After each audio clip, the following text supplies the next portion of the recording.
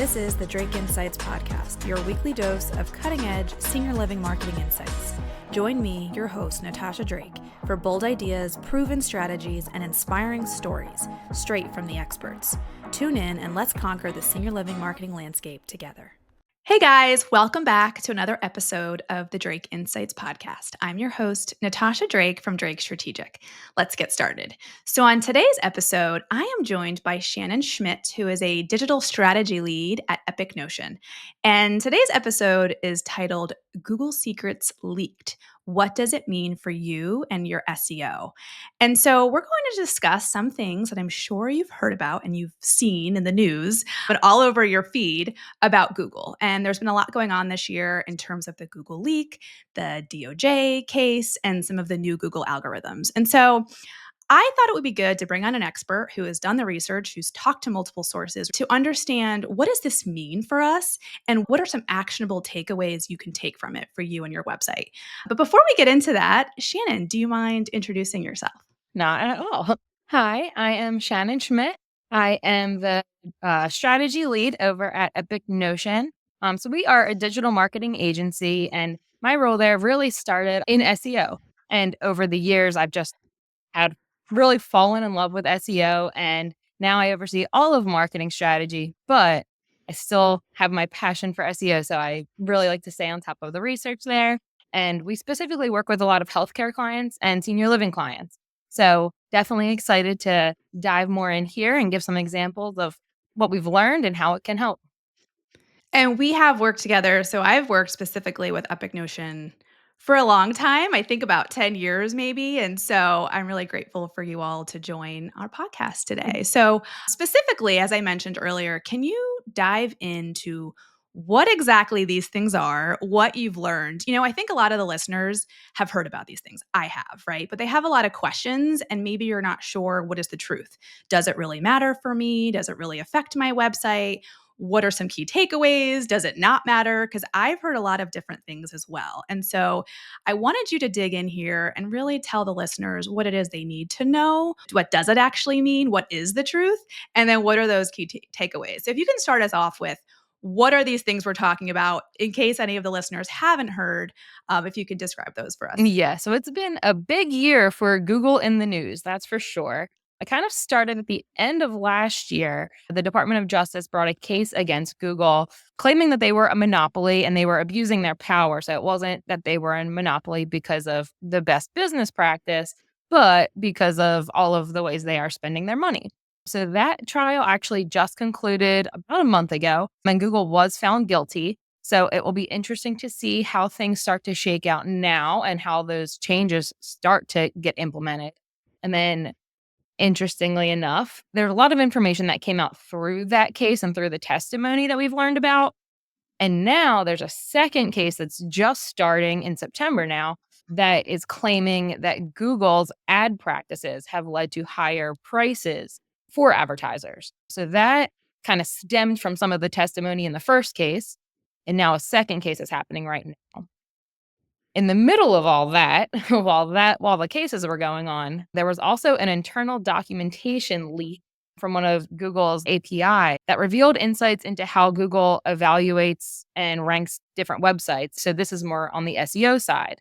So somebody sent all of this information over to Rand Fishkin, who Google and Rand Fishkin have kind of been known to butt heads. Rand has openly come out and done different studies, and then Google kind of have debunked his claims and said they're not true. And so now with a lot of this information in the API leak, it confirms a lot of Rand's theories. So that's why this person specifically sent them to Rand. He reached out to Mike King, who's much more technical on the SEO side, and he dug through all the data to kind of understand what it meant. They confirmed that these are real before they went and they published all of this information.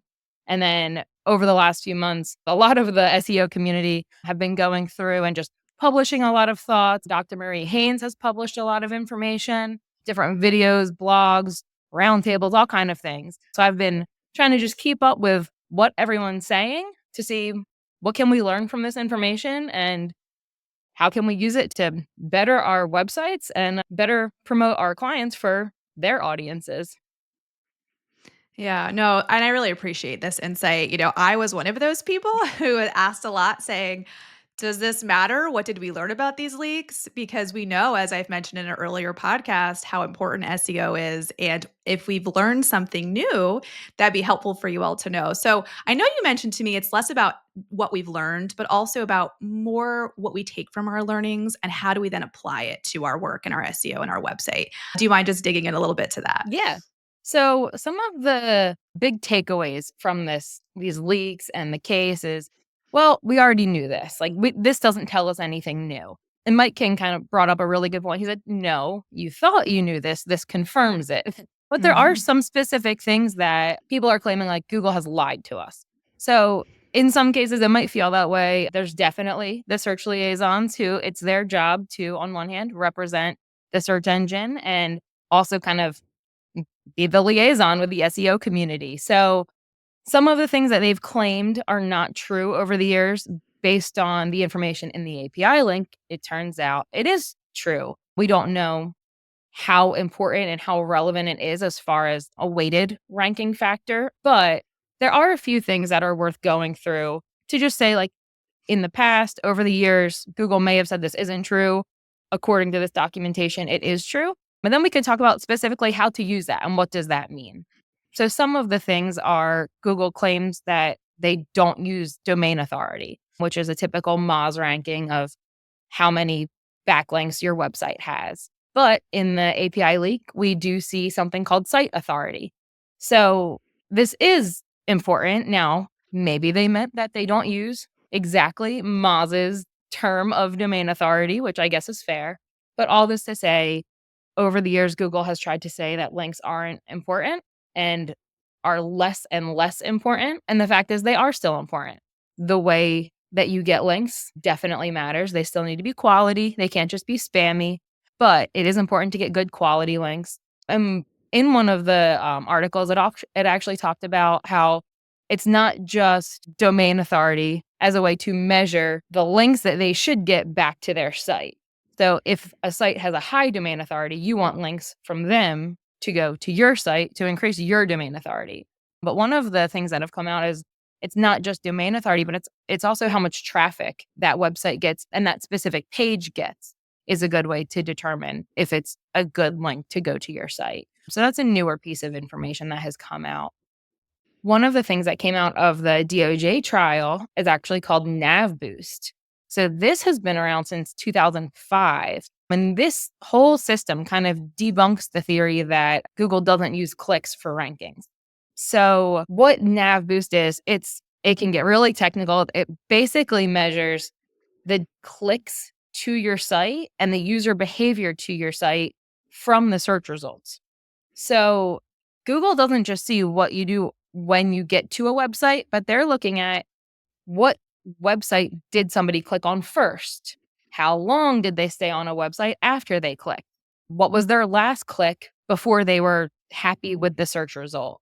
So there's a lot of technical terms that whole theory dives into, but this came out of the DOJ case. But this is important to know that clicks do matter. So when you are at that top of the search result, if you are getting a lot of clicks to your website, that can actually help your rankings for that term.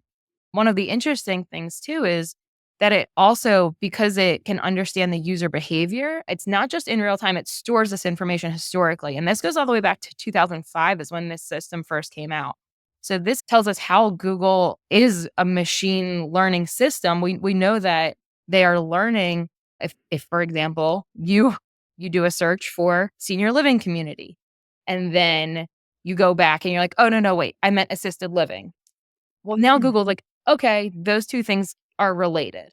So the rankings of those two things can improve and Google recognizes that they kind of match up and they belong together. This few years, a lot of SEOs have been talking about EAT, which is expertise, authority, and trust. And then we added another E in there for experience.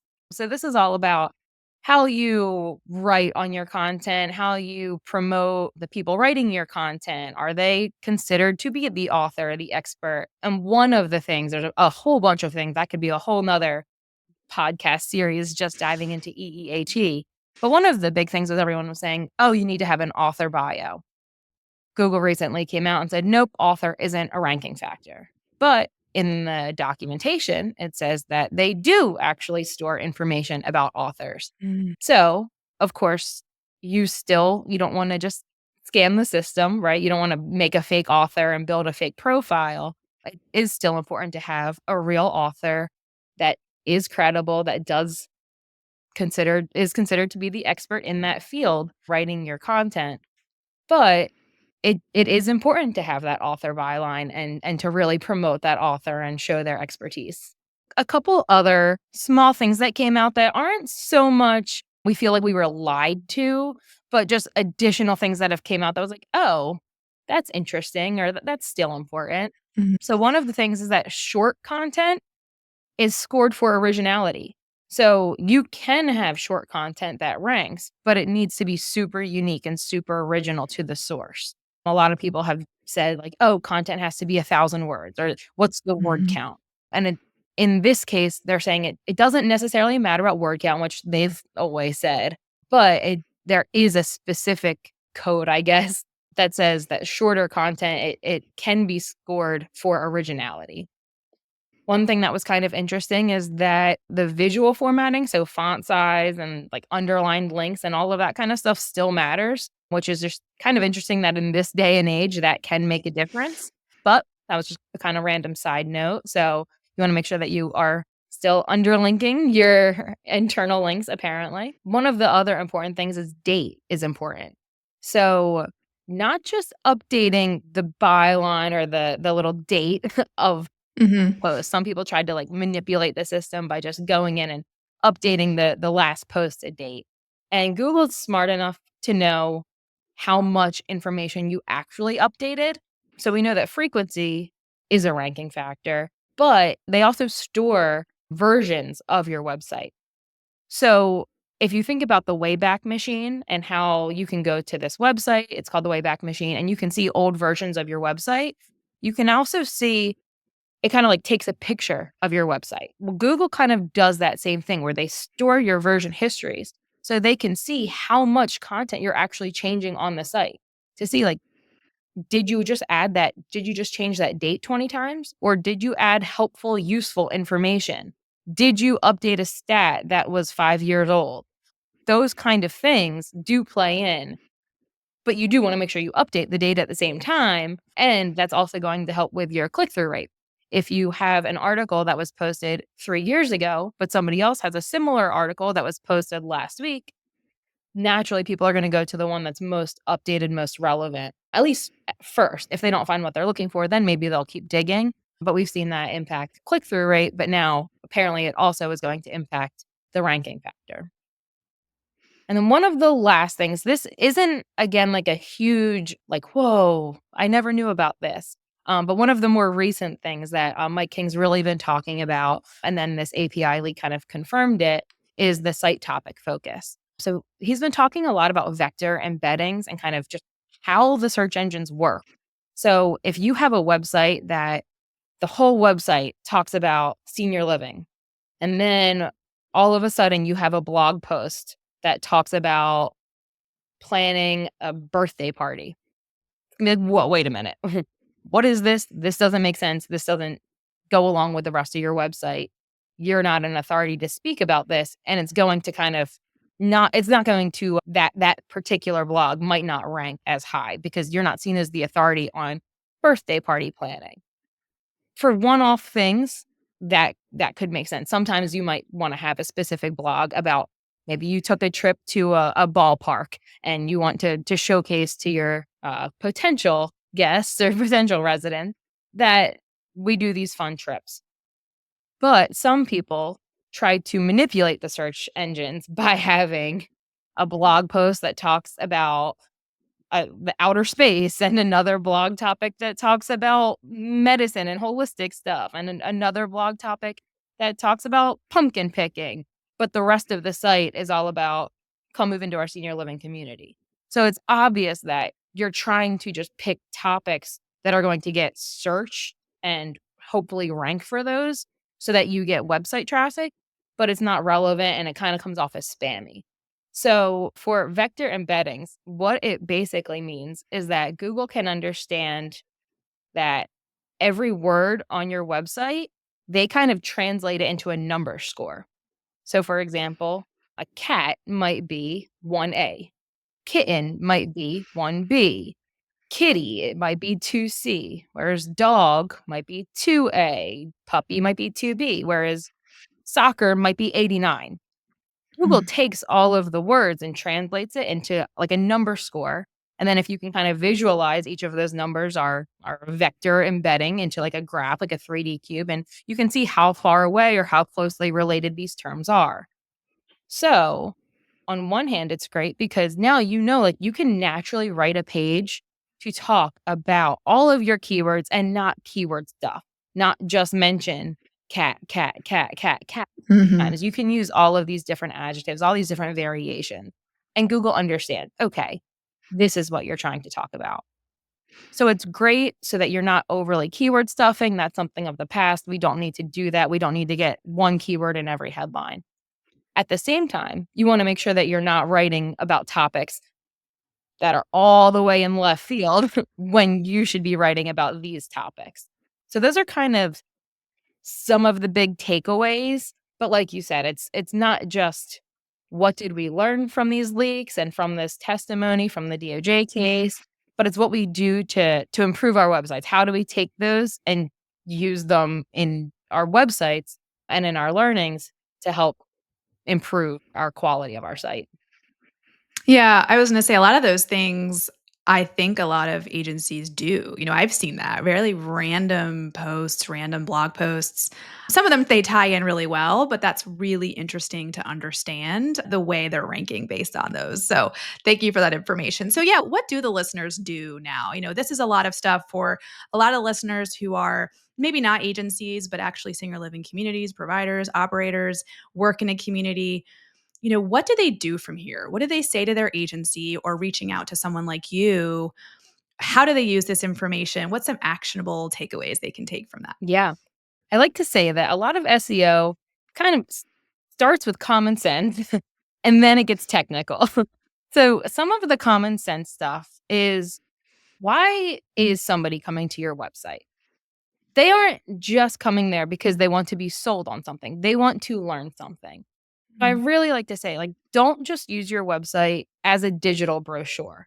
Also use it as a resource to really connect with and to help guide and help educate your audience.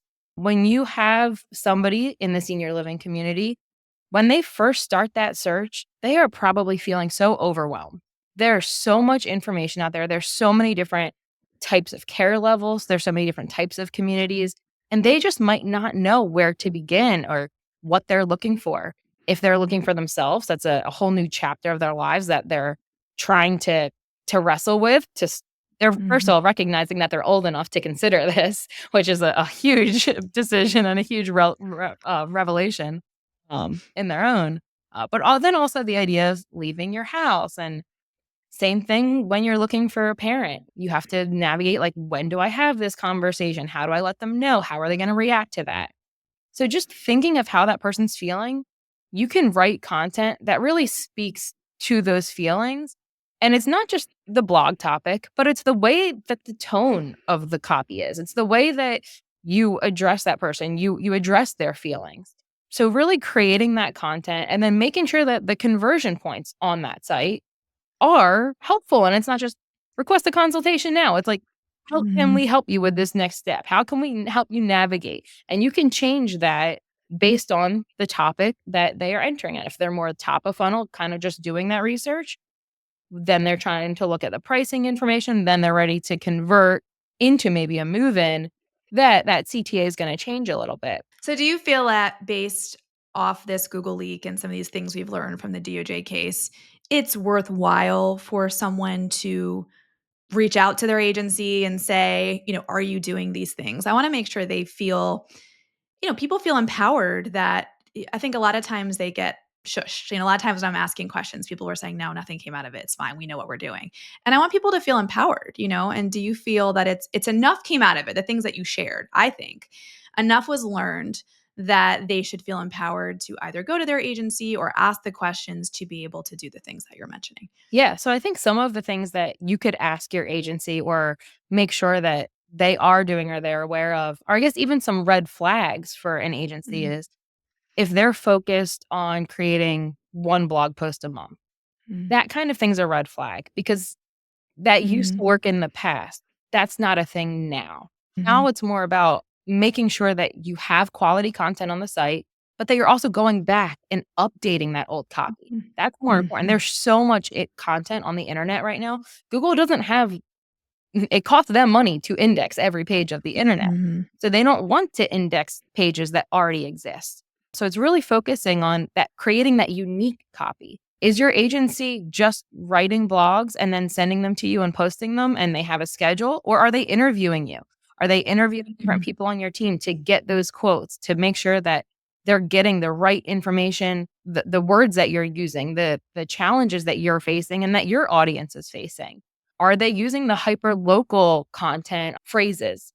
So we used to work with a client that had everything optimized for northern New Jersey. And I'm like, what in the world? Nobody calls it that. It's North Jersey. What are we doing here? No one's going to refer to it like that. Oh, Only we would know that. Maybe other people that are from New Jersey would know that. but to different things like that, where you want to make Yeah. sure that the agency is creating quality content or they're working with you to create quality content. That's where the best kind of unique personalized content comes from is that collaboration. And that's where I think as the community, as the client, you can provide all the insight. You don't know have to know how to do all the technical stuff. That's where your agency should be able to come in and say, I'm going to put the page titles on. I'm going to optimize it. They shouldn't be overly keyword stuffing. That's something of the Mhm. past. You want to make sure, like, once the content's posted, what are they doing with it?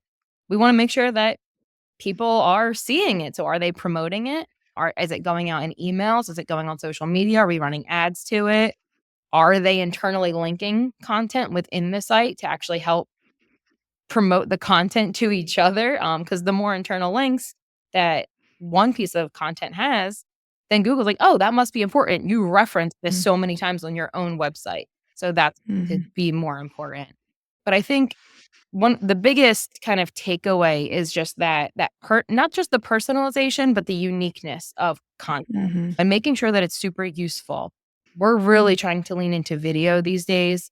Mhm. It is so much better to have a cell phone video of the community, someone just talking to a cell phone, and then you can put it on there rather than a very super polished stock video that every Mhm. community has. That's the same Mhm. background, the same stock people, in those images. Especially when you're trying to get someone to come move into a senior community, like, that's such a trust signal for them to already feel like they know the people that work there. They know the people that live there. They know what they're walking into. If they see something on your website and it looks beautiful and polished and fake, and then they walk in Right. the doors and they're like, "What is this?" It might still be beautiful and unique, but you were so afraid to show off the true self because you couldn't afford the professional photography maybe. Right. Their instant reaction is that they've been misled, which you don't want that. You Mhm. want that authentic, feel when they walk in the door. You want that comfort of this is exactly what they were expecting. Yeah. Well, thank you so much, Shannon. There you have it. There's some of the truths exposed from some of these Google leaks. And, I think it is really important for those of you listening, you are empowered to ask the questions. When things like this come out, I certainly ask the question immediately. What does this mean? What does this mean for my clients? And so thank you so much, Shannon, for giving us this insight, this technical insight, and some really awesome, actionable key takeaways that you can then go back and make a lot of these adjustments. Is there anything else that you want to leave with the listeners today, Shannon, before we leave today? I would say just pay attention to the DOJ case happening right now because I'm sure there's gonna be a lot more information coming out of that, especially if you're running ads, because this one's specific to your ad budget and how costs have significantly risen over the last few years, which is also to use SEO. And I would love to we'll have Shannon on again in the future if things change and as we get more updates, I would love for you to be our Google leak analyzer and kind of give us all the answers because it's very confusing to me and a lot of people. So thank you again, Shannon. And thank you for listening to another episode of the Drake Insights podcast. I'll see you next time. Bye. If you enjoyed watching the podcast today, please follow me and subscribe so you're notified for the next podcast. And if you have any questions or want to talk after about anything that Drake Strategic can provide for you, please reach out to me, call me, email me, or visit our website at drakestrategic.com.